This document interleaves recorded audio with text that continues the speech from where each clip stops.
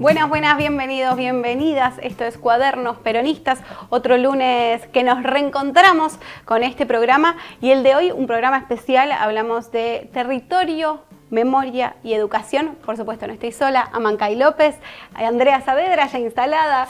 Bienvenida nuevamente. ¿Cómo están, chicas? Muy bien, acá estamos ya en septiembre, ¿no? Llegó septiembre. Esperemos que venga la primavera Basta de de septiembre. frío. Pasó Santa Rosa, Sí. la tormenta, el caos y se terminó agosto.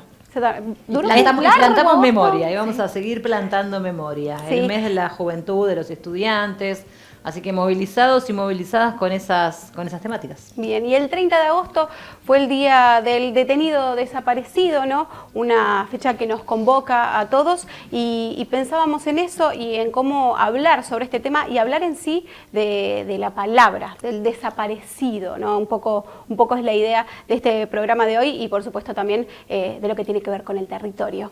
Así es, estábamos pensando en realidad un poco la vuelta, como siempre, de la herramienta de formación que tratamos de hacer con este programa, y territorio, memoria y educación, un poco la vinculación entre tres prácticas, tres ámbitos, tres anclajes, digamos, herramientas que nos sirven a los militantes un poco en esta tarea que tenemos de no dejar que borren la historia, no dejar que deshumanicen la política, ¿no? Como la consigna también en esta etapa que nos toca y en estas fechas, porque también es muy importante como ir actualizando la agenda de lo que estamos discutiendo en virtud de la realidad, que también es un desafío que tenemos, ¿no? Y que muchas veces los dirigentes y las dirigentes, sobre todo que tenemos, nos plantean la agenda real, ¿no? ¿Cuáles son las demandas de la sociedad? El otro día hablábamos un poco de educación, de lo digital y demás, y bueno, y de cómo retomar, cómo interesar, cómo hacer, digamos, que las nuevas generaciones también despierten una curiosidad o una iniciativa. Y es una pregunta también en el ámbito de la pedagogía de la memoria, ver cómo hacemos para trasladar el legado, ¿no es cierto? Sí. Que también es una pregunta. Muchas veces lo han mencionado Cristina u otros dirigentes.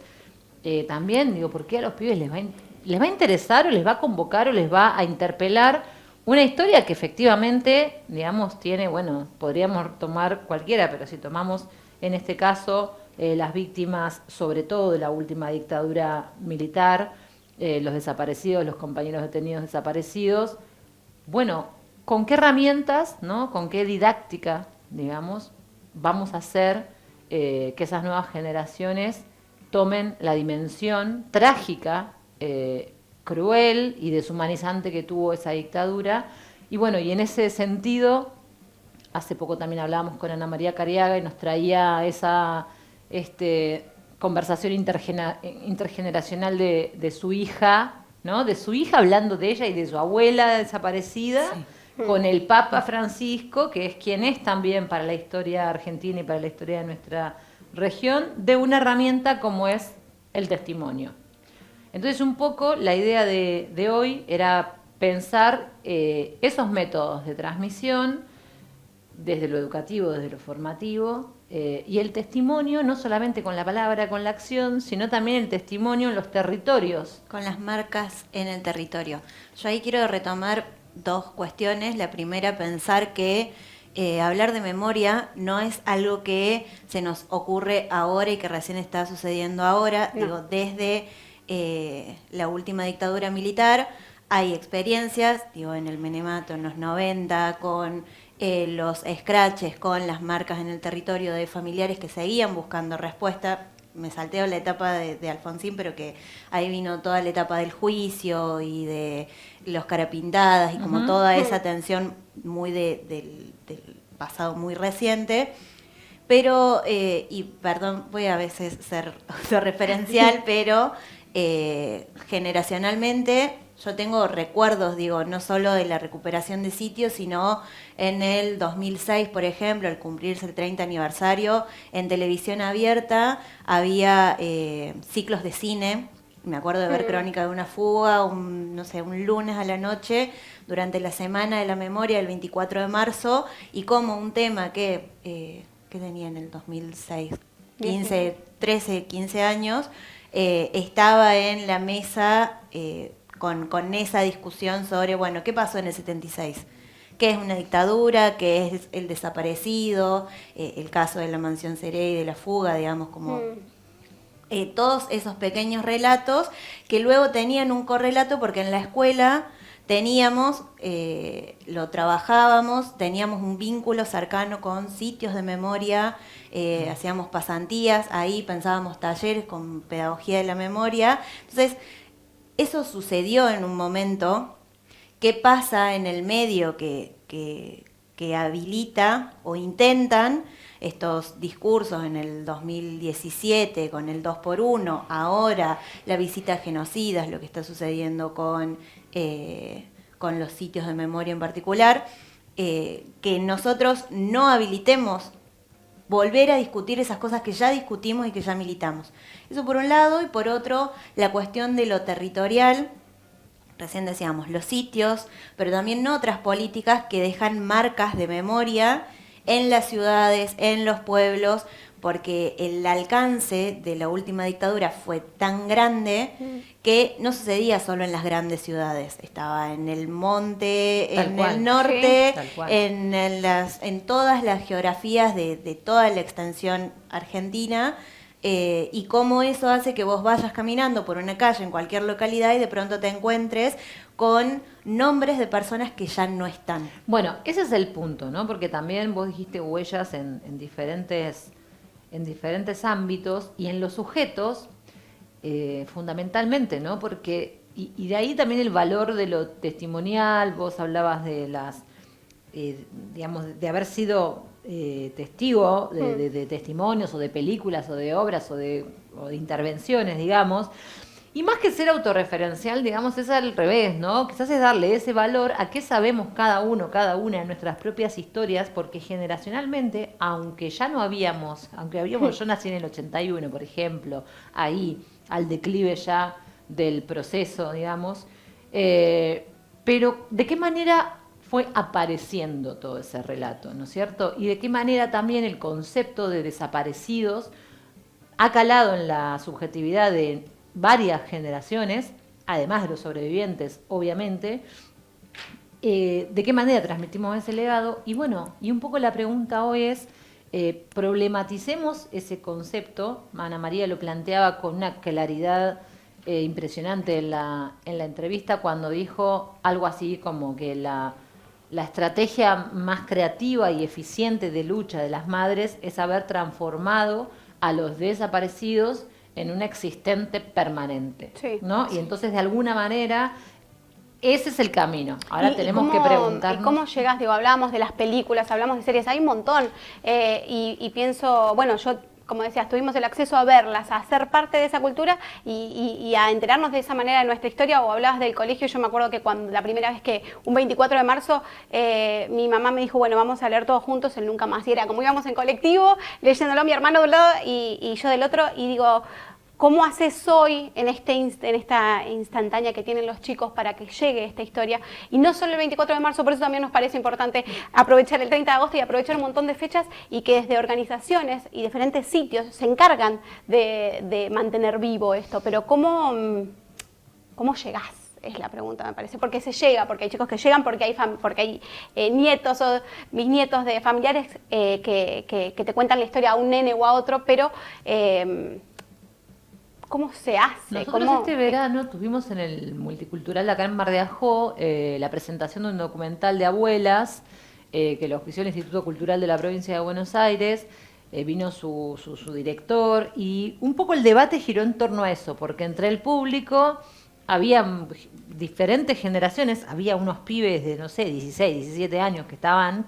O sea, que vieron el Multicultural, entraron a ver un documental y de repente lo que el director contaba que era muy interesante era esto, que él cuando pensó ese documental, que lo pensó para las nuevas generaciones, para llevarlo a escuelas y demás, el juego, digamos, estético, artístico del documental tenía que ver con las abuelas en primera persona, hablando de su vida personal, digamos, ¿no? Como señoras, como mujeres de una determinada época, como amas de casa, como personas comunes, pero atravesadas por el testimonio de esa tragedia nacional, digamos. Entonces, por eso estamos como asociando todo el tiempo el valor de lo testimonial y el valor estratégico de la educación pública para multiplicar esos debates y para garantizar ese legado. Y por eso no podemos renunciar a seguir pensando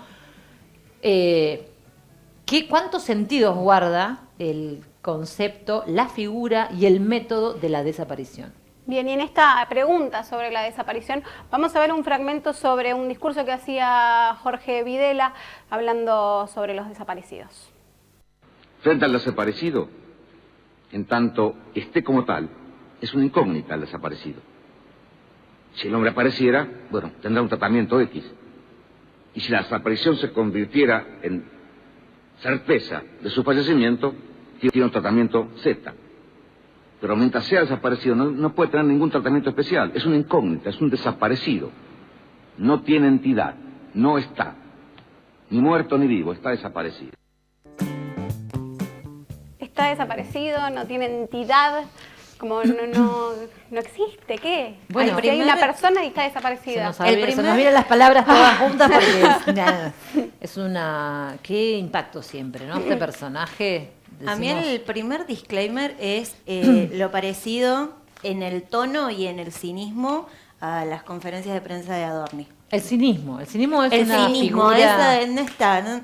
Como no me importa lo que me están preguntando, no es relevante, no está, no sé qué, pero en el tono cuando lo veía me trae como esa crueldad y esa despersonalización. No estoy hablando de personas, no me importa lo que vos me digas. Y querés usar mi palabra, pero no te estoy diciendo nada. Acá está diciendo un montón. Sí. No está ni vivo ni muerto. No hay cuerpo, no hay... de verdad que es escalofriante el pensar eso de... Ya no existe esa figura. No. Ayer vino a la escuela conmigo, ayer vino a la fábrica a laburar conmigo, hoy no está. No sé si está enfermo, voy a la casa, no lo encuentro, voy, lo busco en una comisaría, no está. Nadie sabe decirme si alguien lo vio. Tener que reconstruir toda esa historicidad de una persona que es un sujeto social que habita un montón de espacios y en el que no tengo a dónde buscar respuestas. Sí, pero además lo que soslaya estas afirmaciones de Videla es la pedagogía de la del negacionismo, ¿no? Y del negacionismo en el sentido de si está muerto tal tratamiento, si tal cosa, tal otro, sí, y si Z. Si está desaparecido no hay tratamiento. No hay tratamiento. Esto es como una, digamos, consigna ocultada, ¿no? Es como una instrucción solapada. No pregunten, no hay nada, no se hace nada con esto, no hay tratamiento para esto porque no tiene entidad. ¿No? Digamos, de alguna manera igual es un método de disciplinamiento sobre la iniciativa de buscar, que es básicamente además la lucha insistente, persistente y vigente de las madres y de las abuelas. Pero todas esas son como las alertas que tenemos que mantener frente a estos personajes. Bueno, vos nombraste a Adorni salvando las distancias. Sí. Igualmente, también tenemos que pensar que de otras formas también se cometen desapariciones, ¿no? Porque también estas son todas reflexiones que nos permite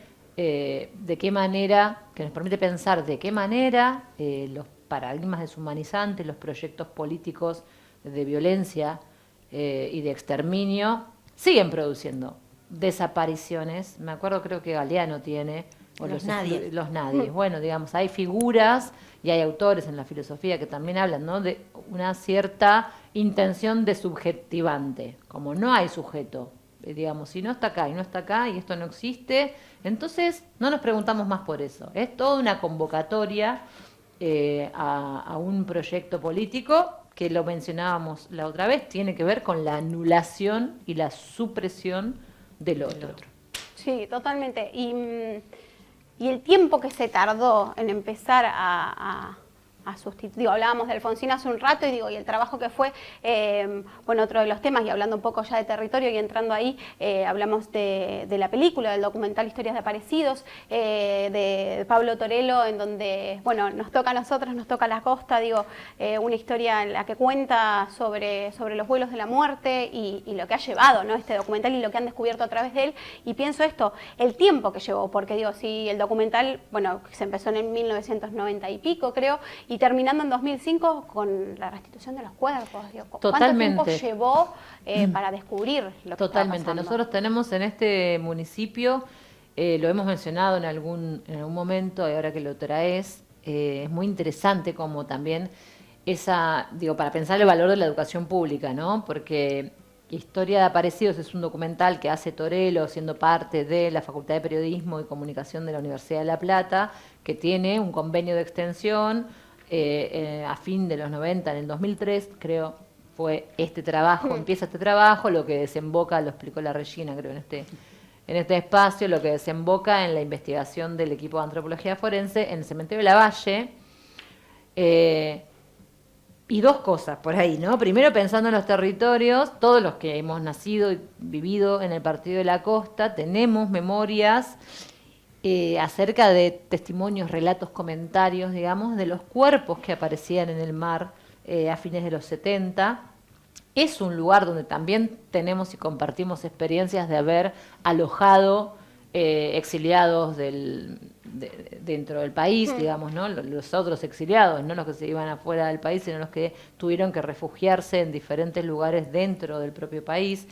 Y muchas experiencias de solidaridad en ese sentido, pero silenciadas, digamos. Claro. Hay algo de esto que también los organismos lo plantean muchas veces, esos pactos de silencio que tienen los militares, en este caso, digamos, la sociedad civil cómplice de esos procesos, y que justamente en eso también es como la parte liberadora de la pedagogía o del psicoanálisis, de romper esos pactos de silencio, esos pactos de impunidad.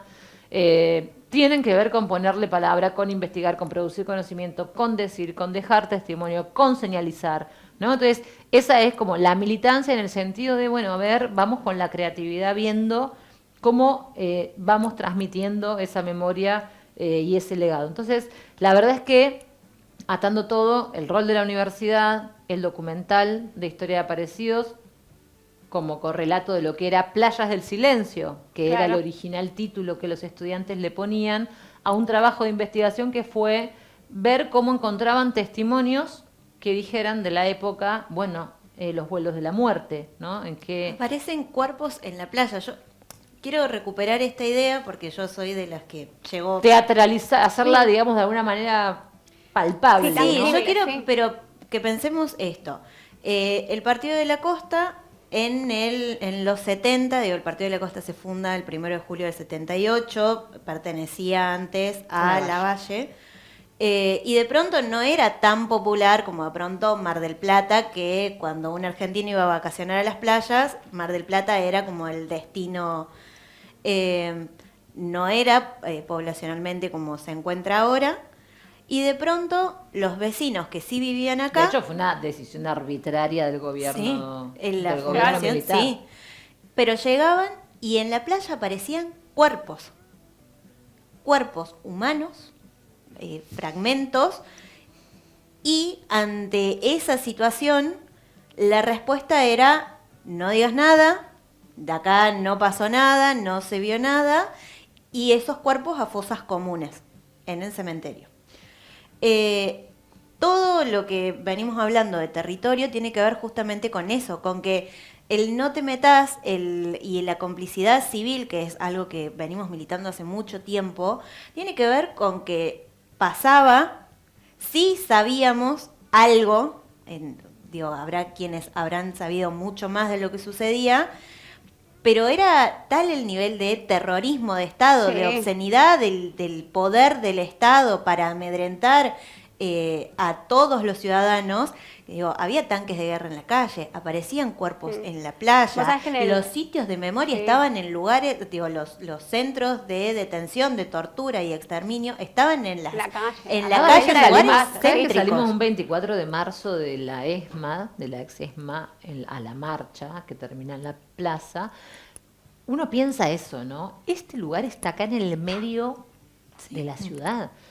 Y pensabas, ¿no? Digo, yo no puedo, de hecho, ya que estamos en la cuestión también que uno autorreferencial, Sí, cuando era chica, nosotros, tengo 2 hermanos y mis viejos digamos, hemos visto muchas películas esas de los 80, y me acuerdo de ver La Noche de los Lápices en la escuela secundaria, capaz que en segundo o tercer año. Nunca más yo pude ver, o sea, pero hasta ni producciones de estas de realismo, no sé cómo se llaman, qué sé yo, de las cárceles, esas cuestiones de niveles de tortura física, porque, bueno, hay una situación que realmente es muy impactante para un sujeto tomar conciencia de ese nivel de intencionalidad de infligir daño y sufrimiento de esa forma a otro. Es algo, digamos, que es problemático cómo enseñarlo, porque Sí. hay que enseñarlo y mostrarlo. Entonces, está bien, tampoco es que no hablar de eso siempre tiene que ver con ser cómplice,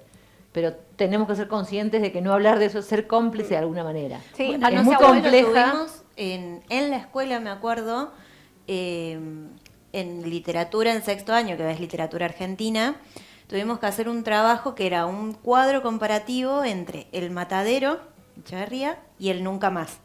Y me acuerdo de la profe que nos decía, bueno, no vamos a leer todo el Nunca Más, porque la verdad que el nivel de testimonios era muy crudo para niños de 17, porque además eso, nuestros 17 no eran los 17 de los 70, que era un poco lo que hablábamos el programa pasado con lo que decía Cristina, y ahí poner alguna selección de fragmentos en la historicidad, en la tortura y en esta noción de, bueno, exploramos algo de todos esos testimonios del terror.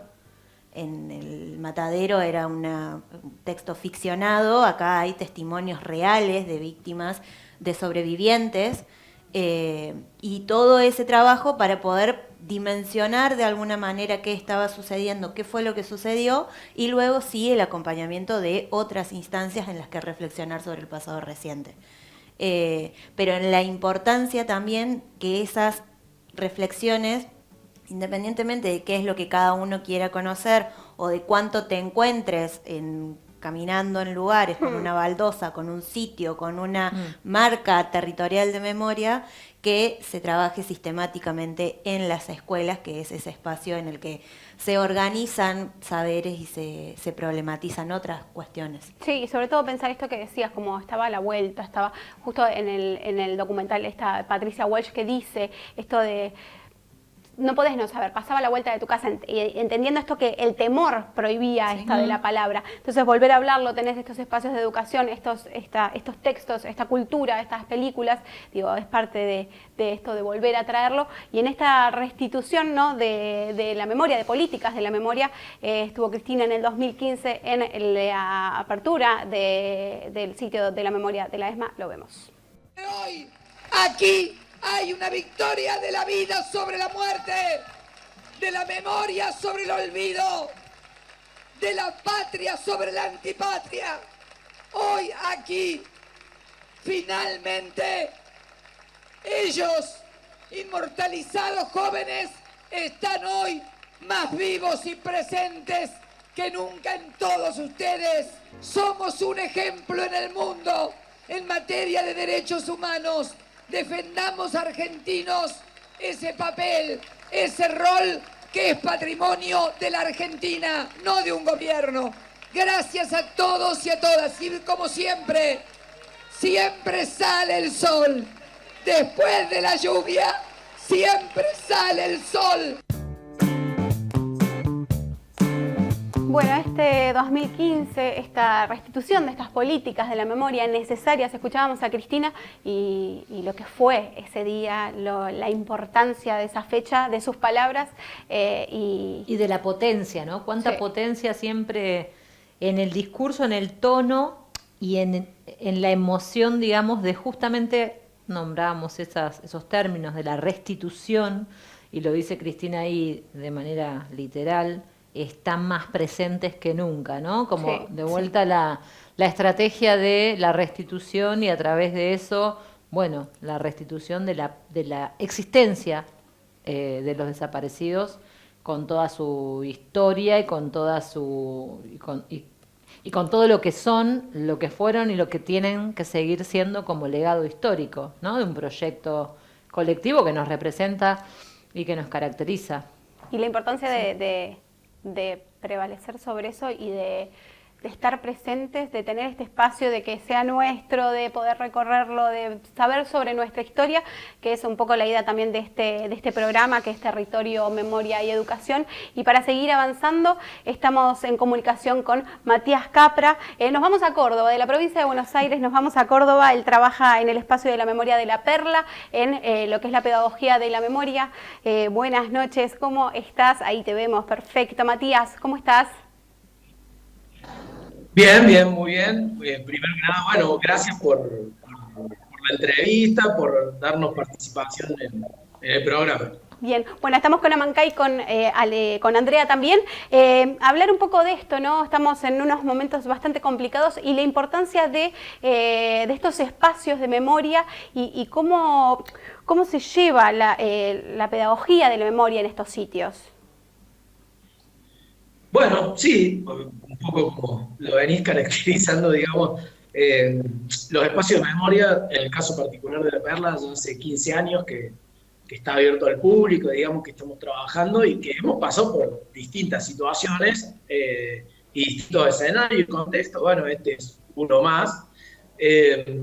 Principalmente, digo, el abordaje que nosotros y nosotras trabajamos desde La Perla tiene que ver con... tiene como dos grandes objetivos, ¿no? Como espacio de memoria. Por un lado, el resguardo y el dar cuenta del funcionamiento del ex centro clandestino de La Perla. Eso es lo que consideramos esta dimensión histórica del lugar. Y después, todo lo que alguien puede recorrer cuando viene a conocer este lugar, que tiene que ver con propuestas del espacio de memoria, que son salas desde museográficas hasta salas de intervención, líneas históricas, intervenciones artísticas, etcétera, que un poco dan cuenta de los procesos de memoria, ¿no? de los procesos que están imbrincados, digamos, en el conjunto de la memoria y la verdad y la justicia, y que tienen como primer expectativa, digamos, de muchas personas que vienen a conocer el lugar, bueno, conocer la historia del lugar, pero que la propuesta del espacio de memoria tiene que ver con hacer un ejercicio de memoria sobre este lugar. O sea, poder poner en tensión la discusión hoy de qué representan estos lugares para las generaciones del hoy, ¿no? Un ejercicio de memoria siempre se hace desde el presente, ¿no? O sea, tratamos de reponer desde el pasado a través de objetos, historias, fotografías, las muestras, los procesos judiciales, etcétera, cuestiones que tienen que ver con las disputas del presente, ¿no? Y un poco siempre la pedagogía de la memoria nos invita justamente a acercarnos al pasado desde las preguntas del presente, desde las sensaciones de lo que queremos construir hoy. Entonces, bueno, siempre que viene una escuela, que esto pasa cotidianamente en La Perla, nuestros objetivos están puestos como justamente en eso, ¿no? En pensar desde el presente, ¿no? Eso te iba a preguntar, ¿cómo estás, Matías? Amancay te habla. Te iba a preguntar cómo es, vos decís hace 15 años ya que están, ¿cómo ves la relación con la práctica educativa, digamos, ¿no? La vinculación con las escuelas, con las universidades, más allá de lo intergeneracional que lo acabas de describir y que es un desafío, digamos, de eso estábamos hablando antes de esta llamada, con qué estrategias desde la militancia de los derechos humanos, digamos, vamos a construir otras estrategias para interpelar y convocar al legado de la memoria a estas nuevas generaciones, pero particularmente nos interesa ahí pensar el lugar de la educación y de las instituciones educativas, cómo lo viven. Bueno, mira, en el caso, puedo dar cuenta de La Perla, pero en muchos de los espacios de memoria de la Argentina, el vínculo, por ejemplo, con las universidades es un vínculo fundamental. Acá en La Perla consideramos que las universidades de Córdoba tanto la provincial como las universidades nacionales, son partes del proyecto, digamos, ¿no? Son parte del proyecto en el sentido de que no solamente son espacios curriculares los que vienen a recorrer el lugar, a hacer un ejercicio de memoria, sino que son parte en términos de que hay muchas de las muestras que tenemos desarrolladas en La Perla que han empezado y que se han consolidado a través de equipos de investigación de las universidades. Claro, muchas de las personas que también desde hace unos años se están recibiendo en varias de las universidades de Córdoba hacen su trabajo final o su práctica profesional en los espacios de memoria, así que el vínculo te diría que es cotidiano, es un vínculo de construcción conjunta en donde nos vamos nutriendo tanto de las investigaciones que se vienen desarrollando desde las unidades académicas como los proyectos de investigación con lo que los sitios de memoria podemos aportar, pero también ser un espacio en donde esas investigaciones pueden encontrar un lugar para mostrarse, para representarse. Así que te diría que es un vínculo cotidiano y constante. Y ahí tenemos, hola Mati, acá Andy, que hay un desafío. El Día de la Memoria por la Verdad y la Justicia está calendarizado como un feriado, pero luego durante el año, ¿cómo es ese trabajo y ese vínculo de las instituciones con los sitios? ¿Tienen como momentos de mayor auge o cómo se articula durante el resto del año más allá de la situación feriado específica y que creo que es de más demanda?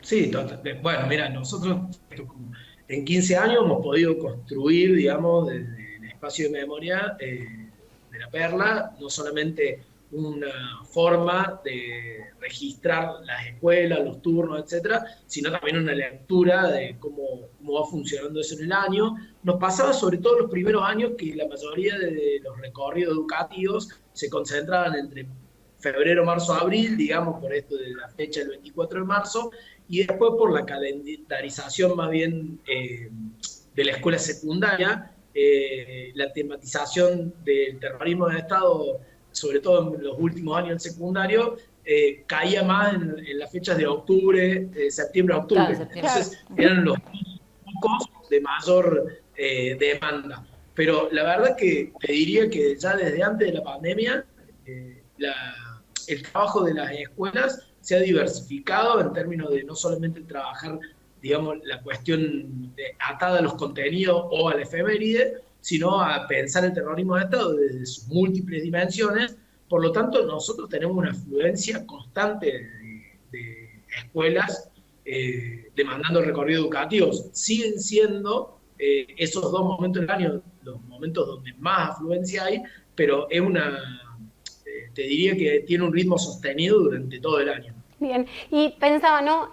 Hablando en particular de este año y ante tanto negacionismo y esta posibilidad de los chicos de ser parte, de conocer nuestra historia, de tener acceso, ¿cómo ven ustedes a los chicos? ¿Cómo ven sus inquietudes, digo, en el transcurso del tiempo? Pero sobre todo hoy con esta posibilidad de lo digital, de mismo lo que dice el presidente, digo, ¿qué han visto ustedes sobre esto?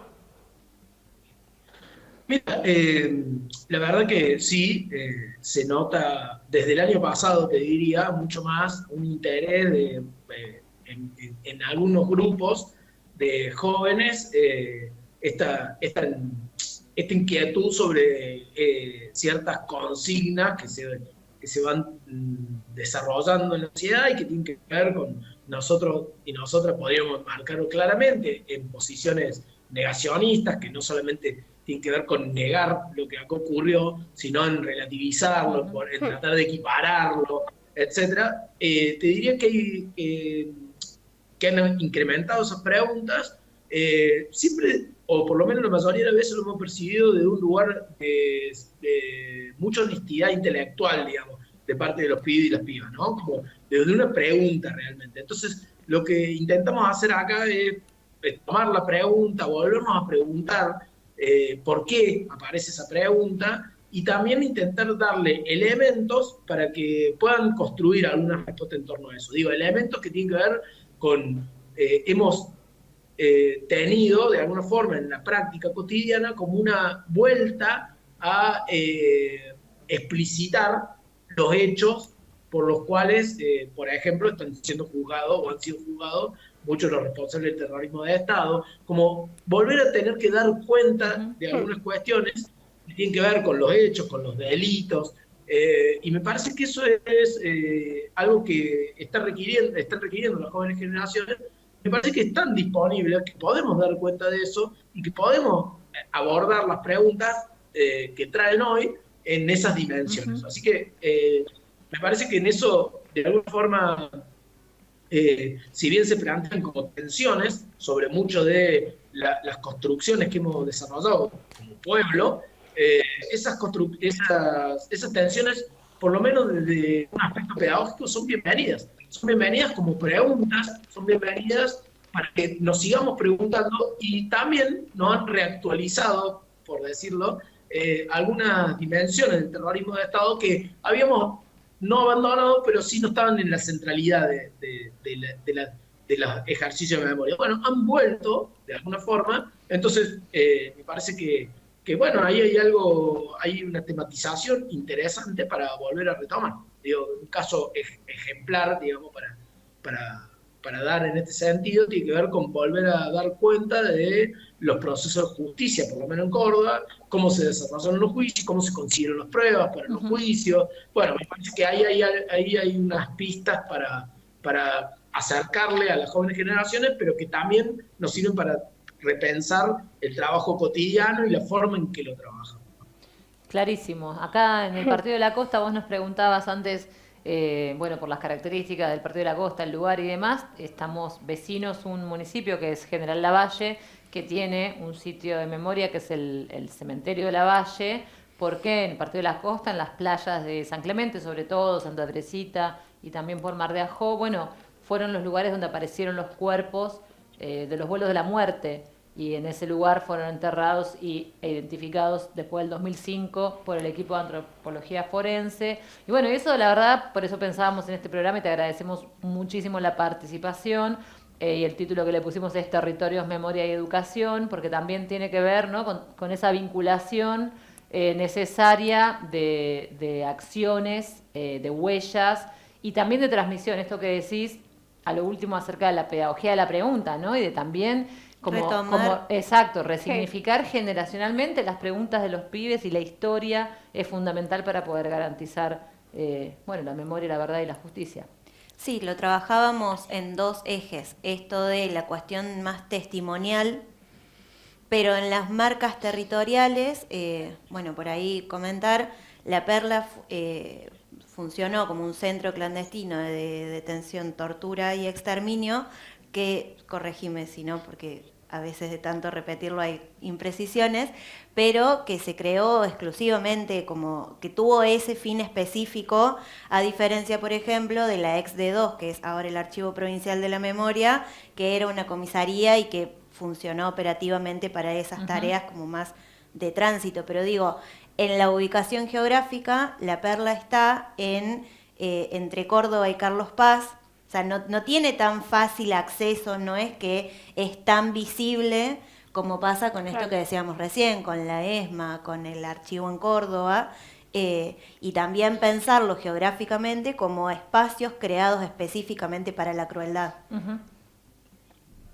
Sí, está perfecto, te acordás muy bien, Andy.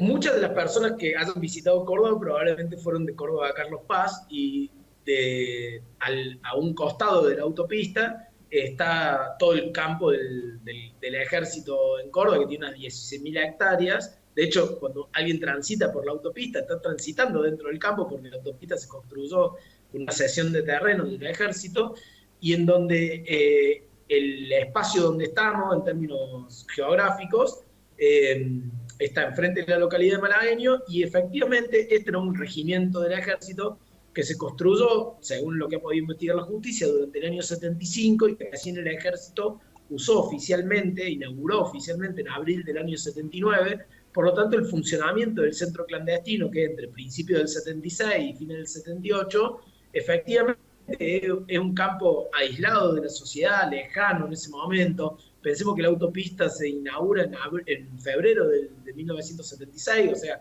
casi conjuntamente podríamos pensar con el funcionamiento del centro clandestino, pero que estaba totalmente controlado el territorio y dominado por el ejército, por lo tanto, la sociedad en general, cuando transitaba por la autopista, no podía acceder a este lugar, ¿no? Entonces, en eso es puesto como en un mapa mundial, es como un campo de concentración y exterminio clásico de los que hemos conocido en otros lugares del mundo, y que tenía a disposición no solamente los edificios que concentraban al campo de concentración, sino a todo el campo del ejército para realizar, por ejemplo, los fusilamientos y los enterramientos clandestinos. Entonces, efectivamente, digamos, el acceso en ese momento era impensable, o el saber algo. Pese a eso, siempre aparecieron los cuerpos, ahí en el Partido de la Costa, acá aparecieron testimonios de vaquianos de la zona, de gente de la zona, que fueron dando cuenta de los relatos que tenían las personas que sobrevivieron también. Entonces se constituyeron, digamos, como testimonios ante la justicia. Bueno, Matías, un placer escucharte, un placer también hablando de los diferentes espacios, de conocer con vos lo que es La Perla, así que muchísimas gracias por este rato y por toda la información. No, por favor, estamos acá para cuando piensen que podemos, o les interesa algo de lo que hacemos, opinar, agradecerles y también agradecer, digo, a la difusión de estos espacios de memoria que a veces estamos siendo cuestionados, digamos, por ciertas partes, sobre todo del gobierno, del Ejecutivo Nacional, pero que somos quienes también encarnamos las políticas de memoria pública, ¿no? Y que más allá de que estamos consolidando a las instituciones desde el trabajo cotidiano que hacemos, muchas veces pareciera ser que la sociedad mira a estos lugares con estas preguntas, y me parece que por lo menos un principio del abordaje de esas preguntas las podemos encontrar en los compañeros y las compañeras que hacemos este trabajo hace muchos años, y que tenemos herramientas para trabajarlo desde la pedagogía y la memoria, por ejemplo.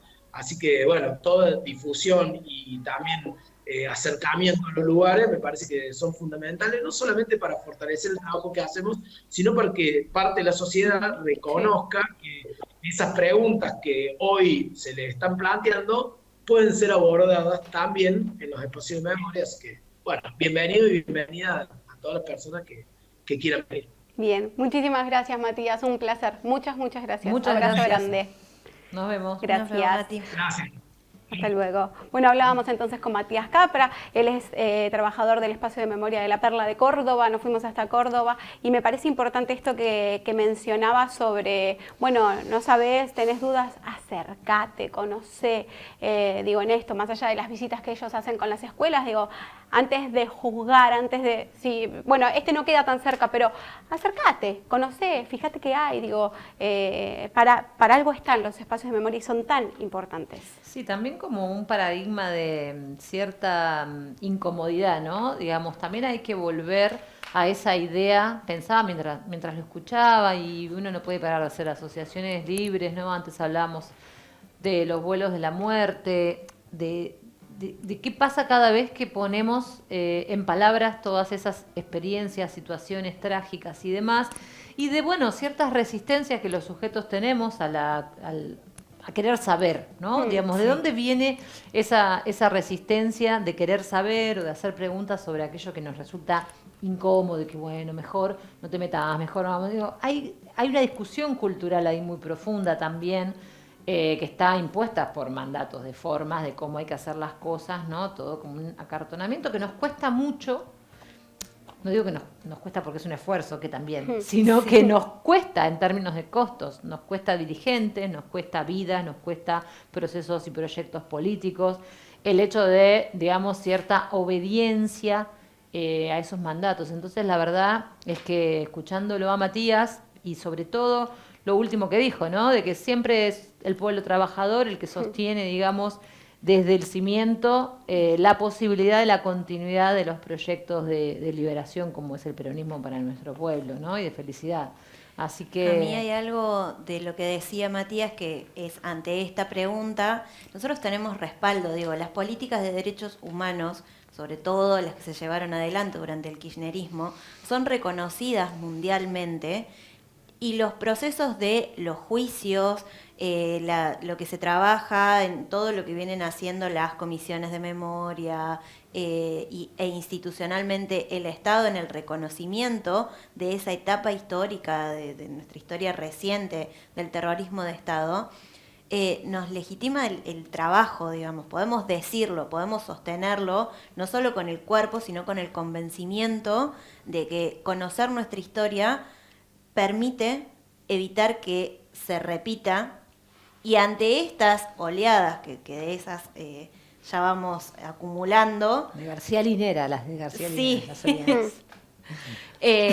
Tenemos que volver a salir y volver a hacerlo con ese convencimiento, con que todos los procesos de justicia, los procesos de verdad y los procesos de memoria, son banderas que no son solo carteles, tienen muchísimo contenido, muchísimas vidas y también una cuestión de la memoria colectiva que hay que seguir sosteniendo.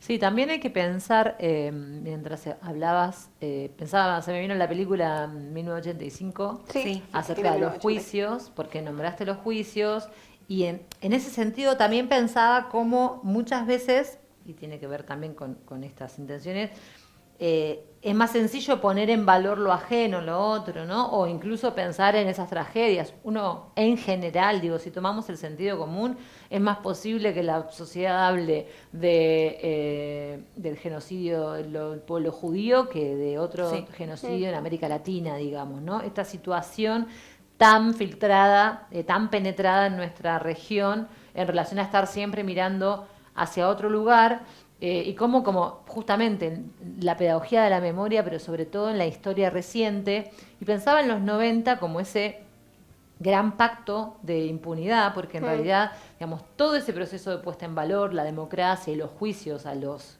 genocidas, o esa primera etapa de lo que fueron los juicios, fue absolutamente empañada para la conciencia política por lo que fue el pacto de impunidad, de punto final y evidencia de vida, y todo lo que además después cultural y políticamente significaron los 90 institucionalmente, digamos. Entonces, también es parte de nuestra responsabilidad poder tomar esos procesos históricos para comprender a las siguientes generaciones en su interés o desinterés o lo que fuera, para, como decía recién el compañero, tomar esas tensiones y hacernos cargo de esas tensiones y de esas preguntas y construir colectivamente esas respuestas, porque en definitiva es un poco los que hemos tenido quizás el privilegio de vivir algunos los primeros gobiernos de Perón y nosotros el kirchnerismo, y lo vivimos así con orgullo, digamos. Tenemos que también pensar, tenemos el deber y la obligación de pensar muchas más cosas para poder, bueno, tener una nueva etapa de felicidad para el pueblo. Sí, y en esto que decía Sandy de no es solo memoria, verdad y justicia, y no es solo tampoco, como bien hablábamos, el 24 de marzo, también en el 2017, con el entonces presidente Mauricio Macri, se planteó esta ley. La impunidad como bandera. La impunidad como bandera, se planteó esta ley del 2x1, y escuchamos lo que fue esta convocatoria, esta marcha, y la palabra de Estela de Carlotto y de Tati Almeida. Porque no claudicaremos en nuestro reclamo nacional e internacional por la defensa de los derechos conquistados, porque haremos oír nuestra voz en todo el mundo. Aquí estamos, en esta plaza y en las plazas de todo el país, alzando nuestra voz contra el olvido para poner un límite a esta provocación y gritar con toda fuerza: señores jueces, nunca más, ningún genocida suelto. Levantemos los pañuelos por los 30.000 desaparecidos. Justamente, como siempre, vamos a terminar este encuentro porque están los 30.000 acá presentes. Levantemos los pañuelos y gritemos fuerte: 30.000 detenidos desaparecidos presentes. ahora y siempre, ahora y siempre. Siempre pensaba, ¿no? Siempre ella saliendo a la calle a hacer A poner el parte, cuerpo. a poner el cuerpo. Y hablábamos antes, afuera del aire, un poco lo que nuestro recuerdo en este 2017. Yo tuve la posibilidad de estar en el Congreso, hablábamos del Partido de la Costa y de Córdoba, digo, cada una con su experiencia. Y esto de que fue multitudinario, ¿no? Sí, es una respuesta contundente. Hay cada gobierno neoliberal toma el poder y dice, bueno, vamos por la batalla cultural, por lo simbólico, como una devolución de favores de alguna manera, como tiene toda una coherencia la derecha neoliberal argentina, y vamos midiendo a ver hasta dónde podemos llegar. Entonces, en lo simbólico siempre hay avances con la educación pública, con la cultura, esos manuales ya los conocemos, y a mí siempre me emociona, me conmueve que la respuesta ante estos embates de la derecha sea ocupar masivamente las calles, decirles hasta acá. Corroborar en la experiencia colectiva que el límite, digamos, el consenso tiene que ver, lo hablábamos la otra vez, con la educación pública y con los derechos humanos. El otro día estuvo todo medio efervescente con el tuit de Cristina en relación a algunos peronistas debieran hacerse una pericia por decir que Villarruel puede ser peronista, ¿no? Es también una manera de limitar cuáles son las cuestiones, ¿no? Veíamos a Néstor en algún otro video diciendo, bueno, sí, unidad, pero ¿para qué? ¿Cómo? ¿Con quién? Entonces, hay muchas cuestiones todavía muy difíciles en este contexto también, de confusión, caótico, desorganizado, desordenado y etcétera, social que estamos viviendo, pero hay faros que tienen que ver justamente con los derechos humanos y dentro de eso, digamos, la educación, pero fundamentalmente, yo recién me estaba acordando el cacerolazo del 2001, ustedes no sé si estaban porque nadie nació. Sí, nacimos aquí. Como la diputada, bueno, pero...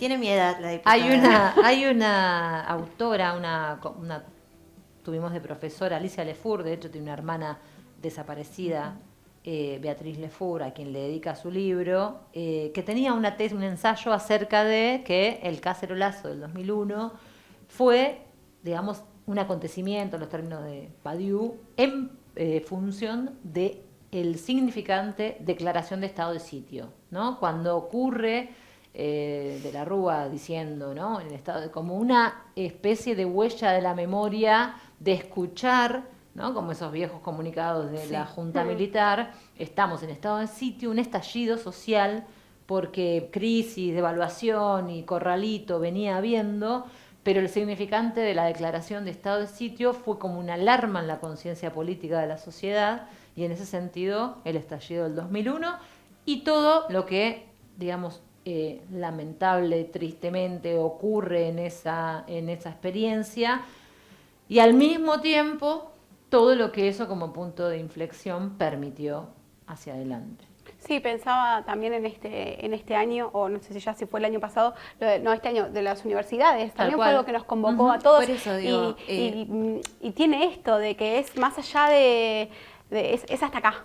Y no es para todos, es para cualquier persona pensante que está en desacuerdo con algo, y es hasta acá y vamos a la calle. Sí, y sobre todo esto, somos profundamente democráticos, la voluntad popular es que otro partido gobierne el Estado y coincidimos con eso y entendemos por todo lo que nos costó la democracia que, bueno, la voluntad popular es esa. Ahora bien, que este gobierno no levante las mismas banderas que nosotros no significa que nosotros no podamos, como organización, digamos, como otro parte de la organización, decir, bueno, hasta acá, con esto no. Avanzá, vos ejercés el poder del Estado, esto y esto, pero ni con las banderas de memoria, verdad y justicia, ni con la educación pública, ni con un montón de otras cuestiones. Que son las que nos están faltando, porque sí, en realidad, claro que sí. El consenso acerca del endeudamiento y de lo que significa para nuestro país someterse a los designios del Fondo Monetario Internacional, yo me acuerdo, me crié, no sé, el Mafalda, qué sé yo, podemos remontarnos a qué años, bueno, exactamente al 56, ¿no? Podemos remontarnos para pensar cuántas generaciones se han creado, me acuerdo las viudas e hijas, bueno, muchas cosas, mira, la memoria ahora, pero como un cuco, como una cosa que no entendía. Hasta en un momento, me acuerdo, tipo de adolescencia o algo así, pensar, bueno, toda es culpa del Fondo Monetario Internacional, como depende de lo que escuches, Claro. pero sí que es un actor que ha intervenido la vida de nuestro país y que sin embargo no hemos podido construir un consenso acerca del impacto que tiene para la soberanía nacional y para la redistribución de la riqueza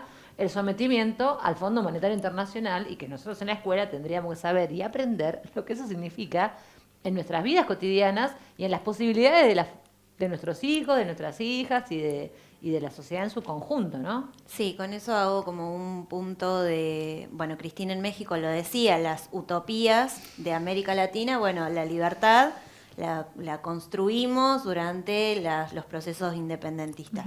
Ahora bien, la igualdad, con todas las dificultades que eso tuvo históricamente en toda América Latina, no es somos pobres, somos profundamente desiguales.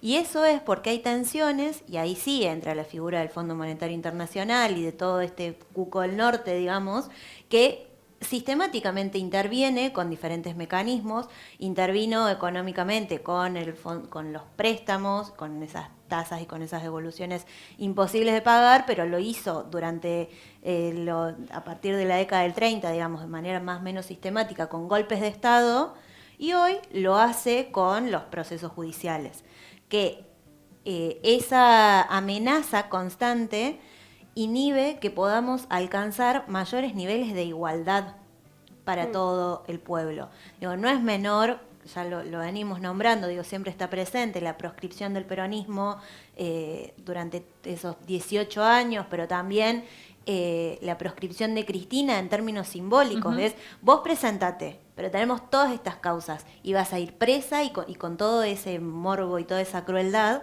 que implica que fueron esos los gobiernos que generaron mayores niveles de igualdad en la gente, la felicidad del pueblo, en términos materiales, la realidad concreta, poder irse de vacaciones, poder planificar que tus hijos vayan a la universidad y sean primera generación de graduados universitarios. Tiene todo un sentido. Y creo que a mí lo que generacionalmente más me molesta, aparte de haber vivido los mejores años de la Argentina, cuando todavía no era trabajadora, ahora solo es deudas y preocupaciones para sostenerse. Bueno, es otra experiencia. Claro. Es otra experiencia. Había Hay que vivir las un legislador que decía que está bien la incertidumbre para experimentar la creatividad. Sí, mi salud mental tiene cosas para decirle, pero por ahí como esa bronca, no por, digamos, porque era chica cuando lo vivimos, de esos mayores niveles de seguridad y de felicidad en términos materiales concretos. Y colectivos, porque vos colectivos, dijiste algo sí. fundamental, que es la desigualdad como condición, ¿no? Por eso pensamos en el Fondo Monetario o en las intervenciones extranjeras, si quisiéramos, pero es la desigualdad como condición de dominación.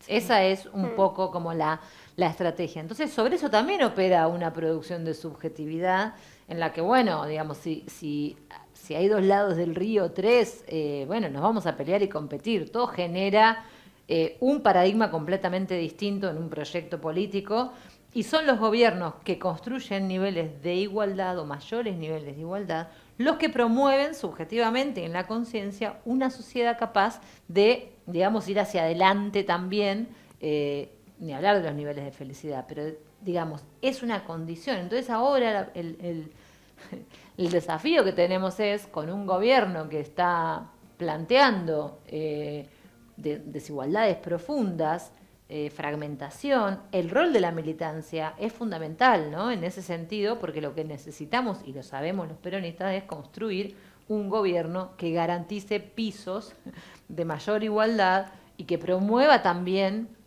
ese deseo, porque tenemos que poder interpelar esos discursos vacíos. Digamos, nos pasó un montón de cosas, no lo vamos a analizar, pero digamos, en el 2015 o quizás ahora hay una propuesta de cambio de cuestiones que efectivamente la sociedad vive como insatisfactorias, ¿no? También Cristina lo plantea con la inconformidad en la democracia. Entonces, esa interpretación de la agenda real, esa lectura diaria de las personas, de los sujetos, de las comunidades, es un desafío de la actualidad y de la misma manera, como atacan por diferentes frentes, que tenemos que seguir pensando cómo osan ir midiendo y volver a intentar con el negacionismo. Sí, pensaba, además de esto, digo, terminabas recién con negacionismo y pensaba esto, si esta búsqueda de la igualdad y esta búsqueda de proyección al futuro, vamos a ver ahora un fragmento de lo que hablaba Javier Milei, ¿no? En lo que fue el debate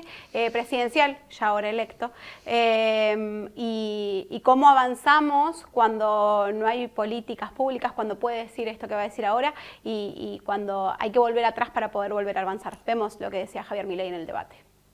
Nosotros valoramos la visión de memoria, verdad y justicia. Empecemos por la verdad. No fueron 30.000 los desaparecidos, son 8.753.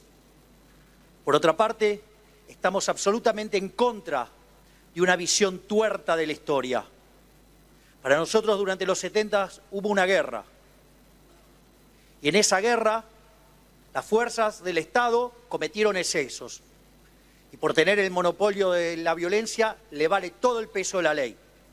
Pero también los terroristas de Montoneros, los terroristas del ELERP, mataron gente, asesinaron gente, torturaron gente, pusieron bombas, e hicieron un desastre y también cometieron delitos de lesa humanidad. Además, tampoco estamos de acuerdo con los curros de los derechos humanos, aquellos que usaron la ideología para ganar plata, para hacer negocios turbios. Digo, igual, porque tratamos de sobrevivir igual y tragar saliva y entender, digamos, cuestiones, pero es qué nivel de provocación, ¿no? ¿Cuál es también la astucia de ese proyecto? Porque dice como un combo de todo lo inaudible, digamos, ¿no? Pero al mismo tiempo, digamos, hay una estrategia de manipulación muy, muy grande a la que hay que estar muy atentos y muy atentas, porque, digamos, hace mella, ¿no? Sí, digamos, claro. Tiene matrices de identificación ese discurso.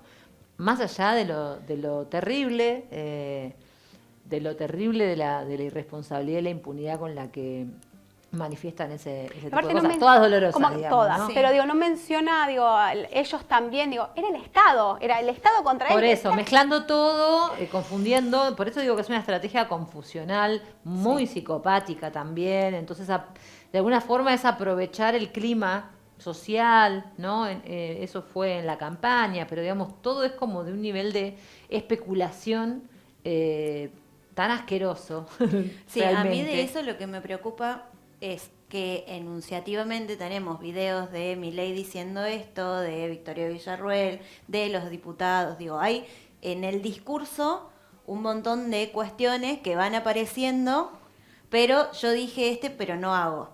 Y sí hacen en paralelo, porque tenemos el recuerdo de la foto, el registro, además de la foto de diputados con genocidas Si en querés la cárcel. la podemos ver también en este Pero momento. además, en hechos, tenemos el último discurso de Villarruel en Jujuy con Morales, en el que además están interviniendo en esos sitios de memoria. Digo, volviendo a, como el centro del programa, la cuestión territorial, es, además de hacer todo esto de lo enunciativo, de respaldarnos en una confusión de datos, del sentido común, de lo que escucho. Sí, con acciones. Con acciones concretas. La visita a los genocidas presos, que acá están, es grave por el hecho de reivindicarlos, pero además porque tienen un proyecto concreto de impunidad. Total. Proyecto de ley de impunidad para que salgan a la calle, porque pobres están viejos, pero ahí los tenemos a todos. Alfredo Astiz es el ángel de la muerte. Digo, no son pobres viejitos que ya... Y gozan adentro de las cárceles de privilegios, como esto. Entran celulares a la visita, nos sacamos una foto. Nos juntamos todos y nos sacamos una foto. Digo, hablaba, en un momento era como, no, fuimos y qué sé yo, no había tanto plan. ya sabíamos que sí, pero justamente Lourdes Arrieta, la exdiputada, subió un montón de tweets, de grupo. Digo, es algo completamente armado y es algo sistemático. Sistemático, totalmente. Sí, estas son las cosas que tenemos que contarles a todos de vuelta, ¿no? Como Adolfo decía recién el Donda. compañero, claro, exactamente, como decía recién el compañero, es interesante que tengamos que asumir, digamos, que es muy necesario ponerle palabras a la realidad y salir de estos formatos, digamos, reducidos, donde son 3 palabras, 2 caracteres y una foto y no pasa nada y pasa otra cosa, porque en realidad está pasando siempre lo mismo. Entonces estemos atentos y estemos atentas. Vamos a aprovechar también para comentar en función de esta foto y de toda esta operación política también, porque como veníamos diciendo es una enorme provocación al campo de los derechos humanos en particular, pero a la sociedad argentina en general. En el Partido de Lavalle va a haber una acción colectiva. Ahí hay un sitio de memoria que comentábamos recién, en el cementerio de Lavalle, y un colectivo de jóvenes. Hay un programa de la provincia de Buenos Aires que es Jóvenes y Memoria, que lleva ya varios años y que en su momento, un colectivo de estudiantes de la escuela secundaria, junto con quien estaba en su momento como un docente referente, Joaquín Jerez, que entre paréntesis tiene a su padre desaparecido desde el año 2001 en el Partido de la Costa. Es un paralelo que serviría, digamos, como un ejemplo para otro programa de estos mecanismos de los que hablábamos, del terror y de la desaparición forzada de personas. Pero para comentarles que la Comisión Provincial por la Memoria y el colectivo Jóvenes y Memoria del municipio de Lavalle van a estar haciendo una movida el día 14 de septiembre. Vos tenés los a las datos. 11 horas. A las 11 de la mañana. Un poco la idea es la contrafoto, porque en ese cementerio aparecieron, a través de las investigaciones, los cuerpos de las monjas francesas de Azucena Villaflor y de Esther de Balestrino, que Bien. son víctimas justamente de Astiz. Sí, justamente. Y bueno, si tienen también la posibilidad de visitar el cementerio de General Lavalle, hay visitas guiadas que cuentan la historia de todo lo ocurrido ahí, cómo fue llegando todo.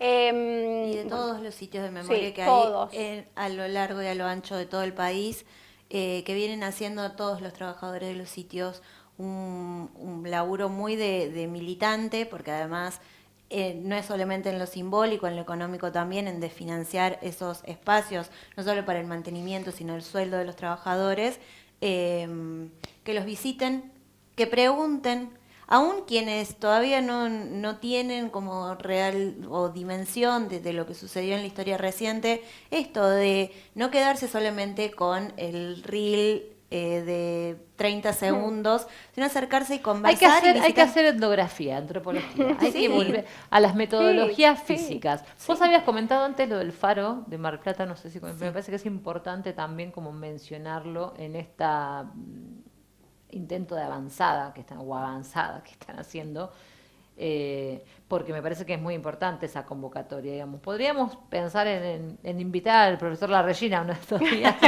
porque es muy probable, entiendo que están trabajando también en el Partido de la Costa en nuevos sitios o archivos o estas diferentes, digamos, formas de señalizar en el territorio justamente los circuitos que fueron del horror y que intentamos sean de la memoria.